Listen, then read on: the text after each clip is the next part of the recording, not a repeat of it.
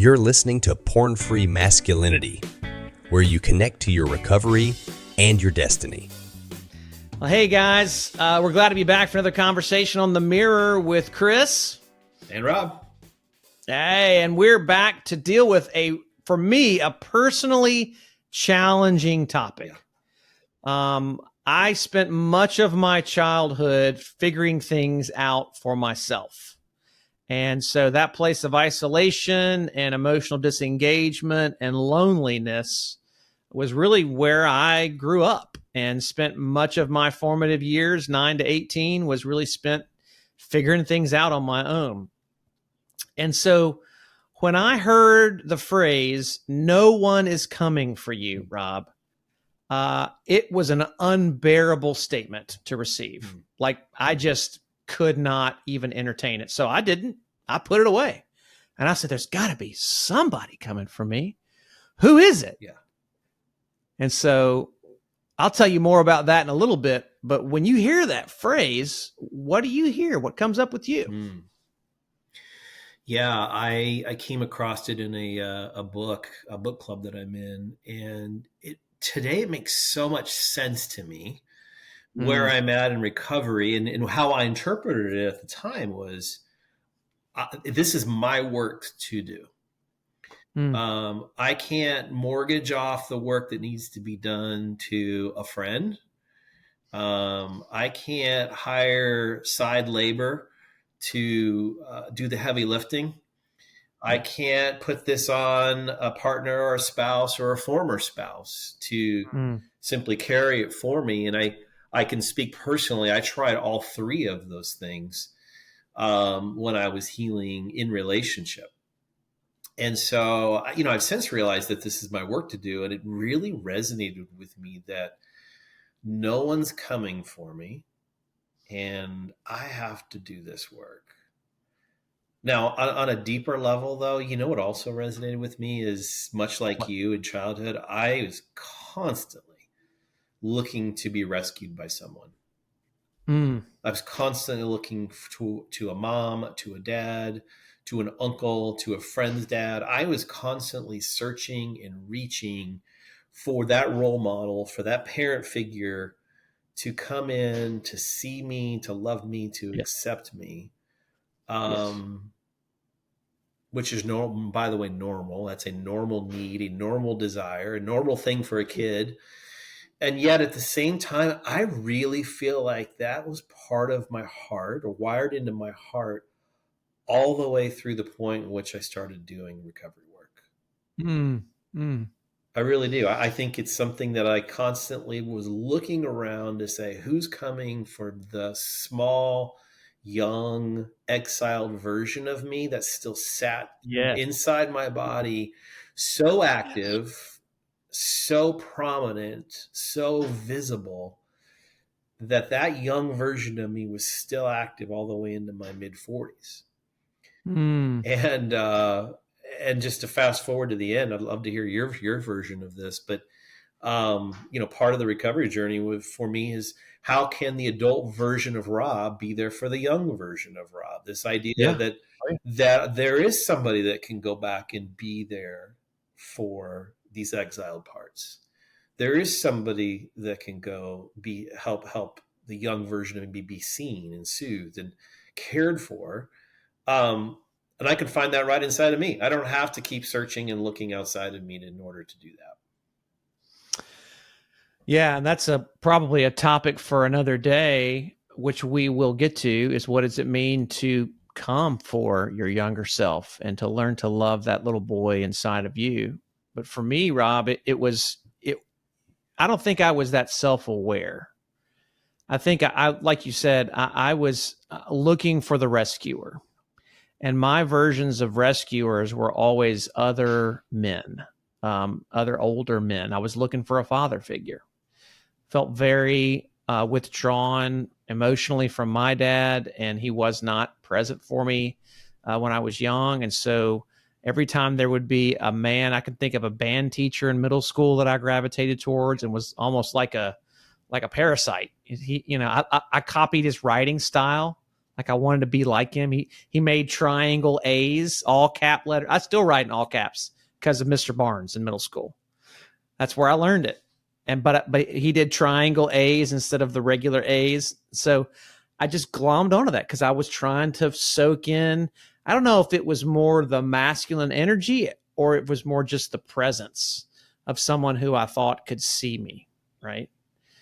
And so that, and then I had a middle school kind of mentor, a high school mentor in youth group who was very kind to me, youth pastor, very kind to me, church leader figures, because I was in vocational ministry for a hot minute, I was just thinking they were going to be the one that was going to come and see me and rescue me.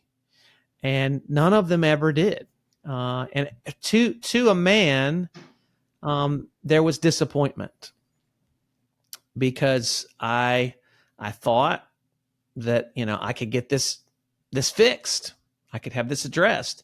But I think, as you said, I wasn't even aware of really what it was I wanted them to see or come for. Like I just wanted something, which is very young, right? Yeah. I mean, it's extremely needy, I guess is the word I would put out there. It's just... It would come across as just kind of smothering. And it really wasn't until I sat in a circle of men who refused to fix me. I asked for the fix. Yeah. Tell me what to do. And they're like, nope, we're just here to be with you. And you got to do the work. And here's what it means to do the work in our community. Yeah. And of course, that's different communities. Yeah. But for me, it was an invitation to safety without answers, without solutions.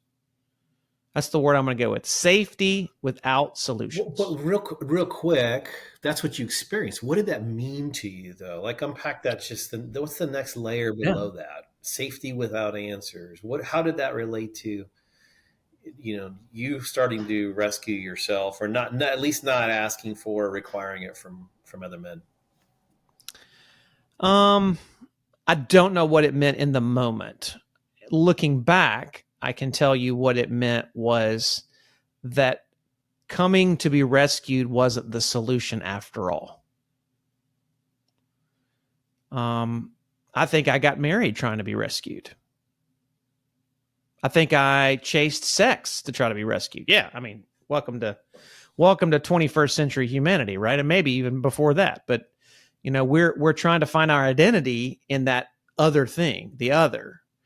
Maybe it's job. But for me, it was in a space with men that were broken like me. They all had a story of brokenness. And yet they said, the priority here is for you to feel like we care, feel safe, without me telling you what you need to do. And I'd never, ever been in a place where I would sit with an older man that I didn't receive some advice. And so in the moment, it was a breath of fresh air. To answer your question, that's what it felt like. It felt like a breath of fresh air. Felt like acceptance. That I was enough just sitting in a chair. That was enough for me. But really, I think it was that open door to there is another way other than finding the solution, the fix, the rescue in a situation or a person or a dynamic. Yeah. Yeah. I think what I hear you saying is, in part, what I hear you saying is that there's some form of need that you had that turned into a core belief that you needed to get this from someone in order to feel whole or to feel, fully human, or some version of that. And I can so relate to that.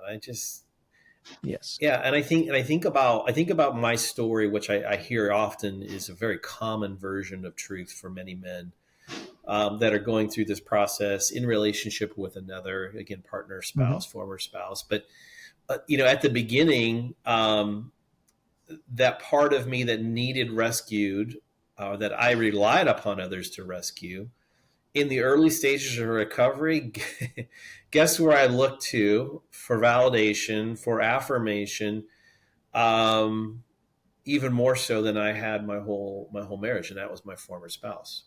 Yeah, absolutely. Right. And Yeah. it's true for me. It's true for so many guys that I get a chance to walk with. I mean, Yep. they were ultimately hadn't quite, no one realizes when this whole thing breaks that they were looking for their spouse to fill all those broken parts to begin with. In other words, they were looking for rescue from a spouse. I can speak for me for certain. And now that it's all on the table and I'm faced with my brokenness, now I can see it and feel it and it's tangible and it's showing up in ways that now I can see it on my spouse's face. All of that then reminds me, it's like a flashing light. It reminds me of what I've been trying to get rescued from. And at the beginning of this whole process, what I do is I double down on my need for my spouse to rescue. Yeah. Right. She's the answer. She of course. was- She's going to fix me. She was always the answer, right? Jerry Maguire says it, you complete me. Right. And if it wasn't her, it was the pornography, right? It was some version of something external for myself. And I think the hardest part for the first year or so of recovery in a coupleship is understanding, coming to the point where she was never designed to rescue me. She shouldn't be the one to rescue me. And back to the quote, no one is coming for me. Yes. And getting to the bottom, I mean, it's almost like its own version of a bottom, like hitting a bottom or a rock bottom to say, I think that the only one left is myself and God, right? Well, and I would even break that down even further. God has always been there. So it's not like this dynamic changed in some level and you just didn't see it. I would say that rock bottom is really the breakthrough, the invitation to realizing I've always been able to take care of myself. I just didn't know how. Yes. Oh, that's so good. The ability has been there, but the experience and the modeling and the invitation to do that work. And I would say this for myself and probably for you and many others, that's what we lost in our childhood was the modeling of what it means to be a human being who is autonomously caring for self and others, that I'm able to do this work and feel okay in my skin, feel like I'm enough. And I developed that ability. Yeah. And so, while yes, no one is coming to rescue me, no one is coming to see me, I have the ability to do that in myself. Now, I also need you and other men to reflect back to me what you see, because otherwise I still am stuck in this. Did I do it right? Have I got it right? But if you say, yeah, man, that was great. I mean, even just, the body language is plenty to say, man, that was good. Shaking head. Oh, that's good. And then of course, what God does is he layers on top of that is this, hey, guess what? I've always been here. I was with you here and here and here and here and here. I know you couldn't see it. I know you couldn't feel it. I know you felt like you were all alone, but it's always been true that I come for you and have been coming for you and given you the ability to come for yourself. And there are many other people. And funny enough, you and I have done these retreats together, writing stories of blessing, who can't find one single positive experience in their childhood until they find one. And then the dam breaks. And they're like, oh, I'd forgotten about this, and I'd forgotten about this, and I'd forgotten about this. And all the places that goodness came for them. Yeah. Thank you for that reminder. I would close, at least my closing, with my thoughts. There's so many guys out there that are listening, or that you and I get a chance to walk with, who just look up and say, no one's coming for me. Like there's almost like a grieving inside of that statement that has to take place. For me, super scary. grieving, and then, quite honestly, confusion and intimidation. Where do I start? And you already gave some of the tips in your last comment, but it's getting in a group, it's being role modeled by others, it's finding guys that are further ahead, and it's having the courage, ultimately the courage to do the work. And I know it sounds oddly simple and it sounds uniquely vague, but I can only tell you from my own experience that showing up every single day for myself and doing the work, which has taken on so many forms and fashions, but investing in this process will allow your listeners, it allowed me to look up one day and say, holy smokes, guess who's here for himself? You got it. And it's me. That is well said. And we'll end with that because just like every conversation, we could keep going. I mean, we could just jump off another cliff and jump off another cliff and jump off another cliff and have a great time. And then you guys would be like, okay, I'm tired. It's been 5 hours. This was the longest podcast ever. So we're going to put a pin in it. We promise we'll come back for more great conversations along these topics. But thank you again, Rob. It's great to reflect with you and be able to be seen by you as we have in these times and many others. And I look forward to what's to come. Thanks, Chris. We'll see you. Take care, guys. Don't forget to subscribe for more episodes. You can connect with Chris at pornfreemasculinity.com.